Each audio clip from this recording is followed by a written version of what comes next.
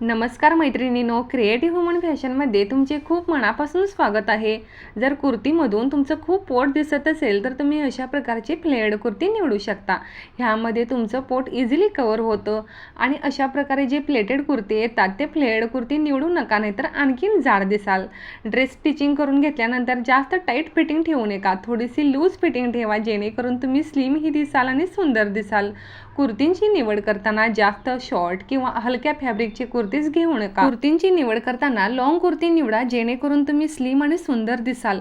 जर तुमची कुर्ती गुडघ्यापर्यंत असतील तर तुमचे पाय आहेत ते आणखीन जाड दिसायला लागतील आणि तुम्ही आणखीन जाड दिसाल. कुर्ती घेताना हलक्या फॅब्रिकची किंवा अगदी पातळ असलेली कुर्ती घेऊ नका, नाहीतर आणखीन जाड दिसाल. त्यामुळे कुर्तींची निवड करताना जाड फॅब्रिक असावे आणि हाय क्वालिटीमध्ये इन्व्हेस्ट करा, जेणेकरून त्यामध्ये तुम्ही खूपच सुंदर आणि स्लिम दिसाल. लॉंग स्लीव्ज, अगदी 3-4 हँड्स असतील, राऊंड नेक, व्ही नेक अशा नेकचे डिझाईन्स तुम्हाला खूपच छान दिसतील.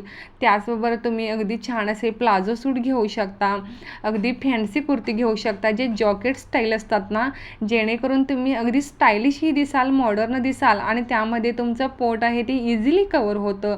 प्लस साईज महिलांसाठी मार्केटमध्ये अतिशय सुंदर सुंदर आणि मॉडर्न टाईपची कुर्ती आलेली आहेत.